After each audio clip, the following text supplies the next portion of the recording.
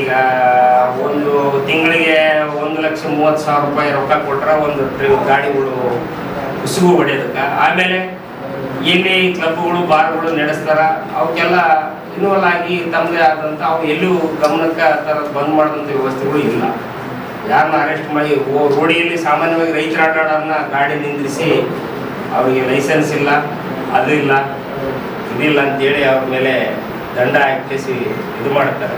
ಅನೇಕ ಕಣ್ಣಿಗೆ ಕಂಡಂಥ ಜ್ವಲಂತ ಸಮಸ್ಯೆಗಳಿಗೆ ತಾವು ಸ್ಪಂದನೆ ಇದೆ. ಸಿಂಧನೂರು ನಗರ ಮತ್ತು ಗ್ರಾಮೀಣ ಭಾಗದ ಜನರು ಇವತ್ತು ರೋಷಿ ಹೋಗಿದ್ದಾರೆ. ಇಲ್ಲಿ ಓಸಿ ಮತ್ತು ಇಸ್ಪೇಟು ಆಮೇಲೆ ಮರಳು ದಂಧೆ ಸಾಕಷ್ಟು ಹೆಗ್ಗಳವಾಗಿ ನಡೀತಾ ಇದೆ. ಈ ತಾಲೂಕಿನಲ್ಲಿ ಯಾರು ಅದನ್ನು ವಿರೋಧ ಮಾಡ್ತಕ್ಕಂಥ ವ್ಯವಸ್ಥೆ ಇಲ್ಲ ಅಂತಕ್ಕಂಥ ಸರ್ವಾಧಿಕಾರ ಹಿಂದಕ್ಕೇನು ಹಿಟ್ಲರ್ ಆಡಳಿತ ಇತ್ತು ಅಂತಕ್ಕಂಥದ್ದನ್ನು ನಾವು ಕೇಳಿದ್ದೀವಿ. ಆ ಹಿಟ್ಲರ್ ಆಡಳಿತ ಈ ಸಿಂಧನೂರಿನಲ್ಲಿ ಇದೆಯೇನಂತಕ್ಕಂಥ ವಾತಾವರಣ ಈಗ ಸೃಷ್ಟಿಯಾಗಿದೆ. ಶ್ರೀಮಂತರಾದವರು ಶ್ರೀಮಂತರ ಆಗಲೇಬೇಕು ಹೆಚ್ಚಿನ ರೀತಿಯಲ್ಲಿ ಅಂತೇಳಿ ಅಕ್ರಮ ದಂಧೆಗಳಲ್ಲಿ ತೊಡಗಿಕೊಂಡಿದ್ದಾರೆ. ಅದಕ್ಕೆ ಸಪೋರ್ಟಾಗಿ ಪೊಲೀಸ್ ಇಲಾಖೆಯು ಸಹ ನಿಂತಿದೆ.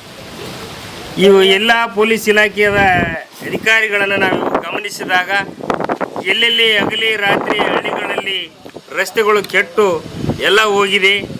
ಆದರೆ ಯಾವ ಅಧಿಕಾರಿಗಳು ಸಹ ಇದರ ಬಗ್ಗೆ ನಿರ್ಲಕ್ಷ್ಯ ವಹಿಸ್ತಾ ಇದ್ದಾರೆ.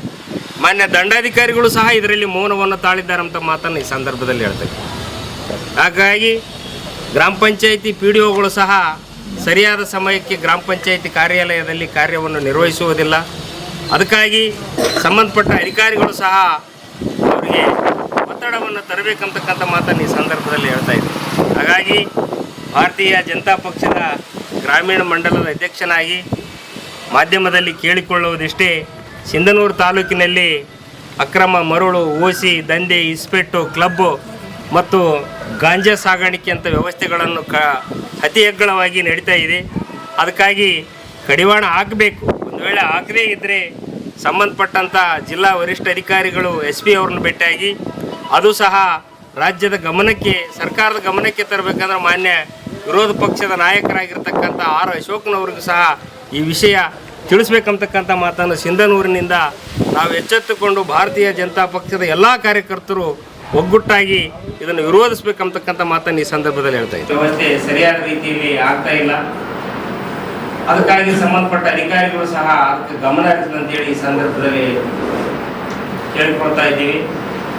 ಒಂದು ವಿಚಾರ, ಇಲ್ಲಿ ಪೊಲೀಸ್ ಇಲಾಖೆ ಬಹಳ ತಾರತಮ್ಯವನ್ನು ವಹಿಸ್ತಾ ಇದೆ. ಅದು ಒಬ್ಬ ಪ್ರಜೆಗಳ ಹಿತವನ್ನು ಕಾಪಾಡ್ತಕ್ಕಂಥ ವ್ಯವಸ್ಥೆ ಅವ್ರಿಗೆ ಐತೆ. ಆದರೂ ಏನು ತಮ್ಮ ಸ್ವಇಚ್ಛೆಯಿಂದ ಭಾರಿ ಆಕ್ರಮಣವಾದಂಥ ಒಂದು ವ್ಯವಸ್ಥೆ ಸಿಂಧನೂರಿನಲ್ಲಿ ನಡೀತಾ ಇದೆ.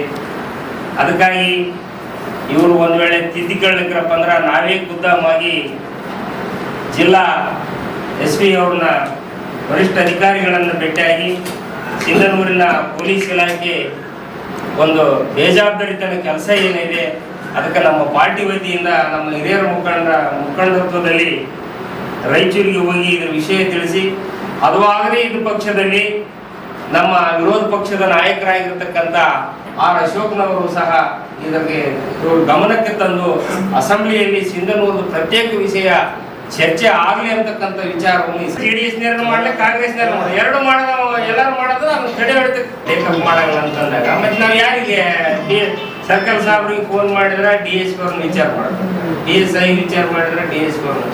ನಾನು ಒಬ್ಬ ಭಾರತೀಯ ಜನತಾ ಪಕ್ಷದ ತಾಲೂಕು ಗ್ರಾಮೀಣ ಮಂಡಲದ ಅಧ್ಯಕ್ಷರು ಮಾನ್ಯ ವರಿಷ್ಠ ಅಧಿಕಾರಿಗಳಾದಂಥ DYSP ಅವ್ರಿಗೆ ಫೋನ್ ಮಾಡಿದ್ರು, ಫೋನ್ ನಮ್ಗೆ ತಗೊಂತಾ ಇಲ್ಲ. ಅದಕ್ಕಾಗಿ ನಾವು ಇದ್ರ ಆಡಳಿತ ಎಷ್ಟರ ಮಟ್ಟಿಗೆ ಇದು ಇದಾಗಿದೆ ಅಂತಕ್ಕಂಥದ್ದು, ಒಬ್ಬರ ಕೈಗೊಂಬೆಯಾಗಿ ವರ್ತಿಸ್ತಾರಂತಕ್ಕಂಥ ವಿಚಾರ ನನ್ನ ಗಮನಕ್ಕೆ ಬಂದದ. ಅದಕ್ಕಾಗಿ ನಾನು ಈ ಪತ್ರಿಕಾ ಮಾಧ್ಯಮದಲ್ಲಿ ನನ್ನ ವಿಚಾರವನ್ನು ತಗೊಂತಾ ಇಲ್ಲ. ಅದಕ್ಕಾಗಿ ನಾವು ಇದ್ರ ಆಡಳಿತ ಎಷ್ಟರ ಮಟ್ಟಿಗೆ ಇದು ಇದಾಗಿದೆ ಅಂತಕ್ಕಂಥದ್ದು, ಒಬ್ಬರ ಕೈಗೊಂಬೆಯಾಗಿ ವರ್ತಿಸ್ತಾರಂತಕ್ಕಂಥ ವಿಚಾರ ನನ್ನ ಗಮನಕ್ಕೆ ಬಂದದ. ಅದಕ್ಕಾಗಿ ನಾನು ಈ ಪತ್ರಿಕಾ ಮಾಧ್ಯಮದಲ್ಲಿ ನನ್ನ ವಿಚಾರವನ್ನು ಅಂತಕ್ಕಂಥ ವ್ಯವಸ್ಥೆ ಇಲ್ಲ. ಒಳ್ಳೆ ಆಡಳಿತವನ್ನು ಕೊಡ್ಲಿ, ಎಲ್ಲರಿಗೂ ಬದುಕಕ್ಕೆ ಅವಕಾಶ ಭೂಮಿ ಮೇಲೆ ಐತೆ, ಇರ್ಲಿ ಅಂತಕ್ಕಂಥ ಮಾತು. ನಮ್ಮವ್ರು ದಲಿತಕ್ಕೆ ನಾ ಇರ್ತೀನಲ್ಲ, ನಮ್ಮವ್ರು ಎಲ್ಲ ರೀತಿಯಾಗಿ